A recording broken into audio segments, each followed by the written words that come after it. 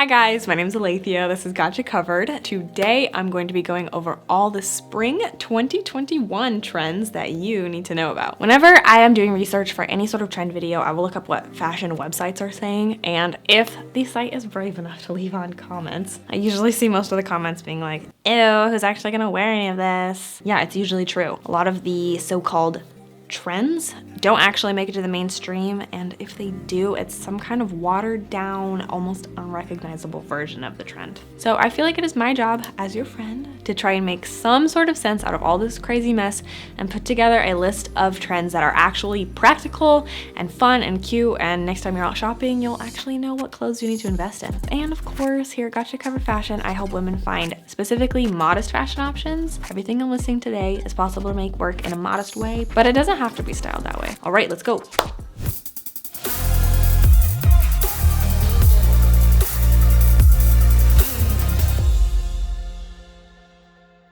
First, a few options that are carrying over from 2020 that will continue to be a really stylish option. Puff sleeves. Okay, so I made fun of this trend back in 2019 because it reminded me of my mother's wedding dress from the 80s, and I literally thought that trend was gonna last for maybe one season, but it doesn't seem to be going anywhere. So if you're holding out on getting one of these, I would just bite the bullet and get one. You don't have to go real big, just get a smaller puff if you don't want to commit too much.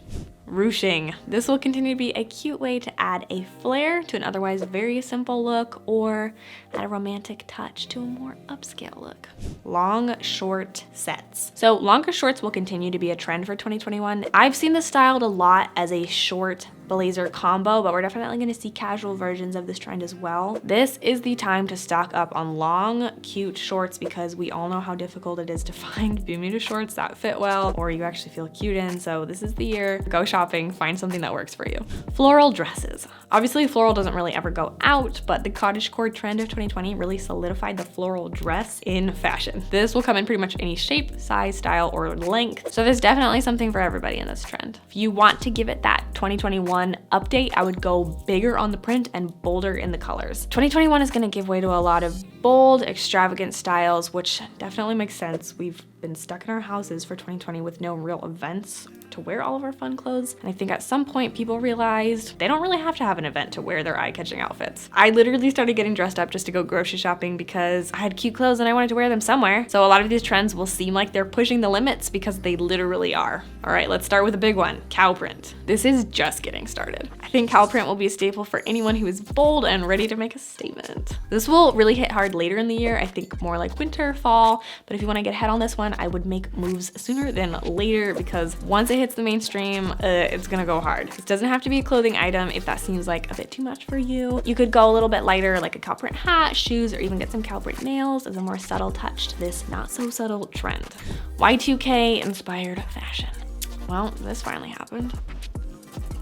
I was really hoping we could leave the early 2000s where they belong, in the garbage, but the youths of TikTok have decided to resurrect this one. I'm definitely going to need to make a whole video about Y2K fashion to figure out exactly what's sticking and what's kind of getting an update for modern audiences, but just so you know, this is happening. And I even think low-rise pants are coming back.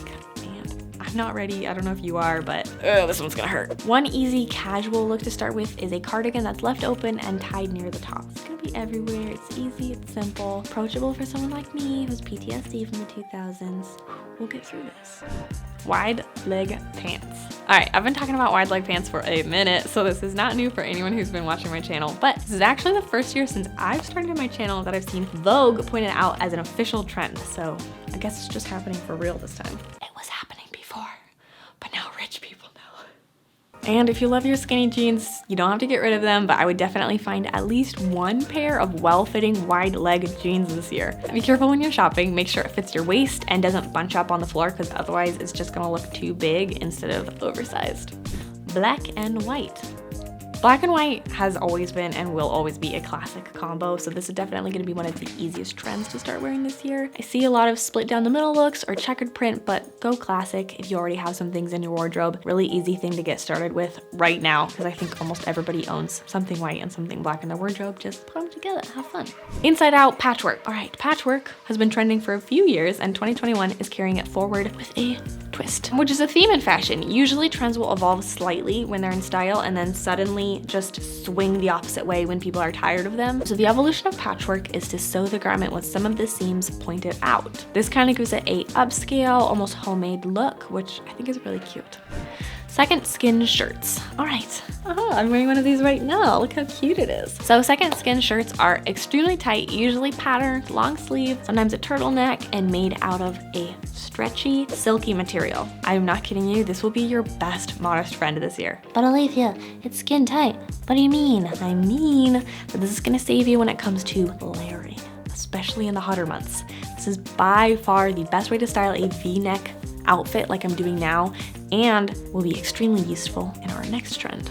Next trend is cutouts. Last year, Vogue was trying to convince me that cutouts, as in giant holes in your clothing, was gonna be trending in the dead of winter, and I thought, I don't think so. So I'm just glad they brought it back at an appropriate time of year. Spring, summer, cutouts are gonna be everywhere, whether that's a cutout on the side, shoulders, all over the sleeves. It's gonna be kind of random, a little bit more unconventional placing, but this shirt, get a couple of these. These will be your friends. So if you're getting any sort of cutout garment, just put some kind of shirt like this underneath it. Look how cute this dress is. Just imagine that piece underneath going across all the cutouts. How cute is that? Or this polka dot dress with a lavender second skin shirt underneath. Super easy, approachable, modest way to do this trend. And since a lot of dresses are gonna be having these cutouts, this will help you be able to go dress shopping and actually make it work. I like providing modest options for all trends on my channel as much as I can. Some of them I just have to leave out by default, but this was one that I think just because these two trends are happening at the same time, you'll be able to make them both work.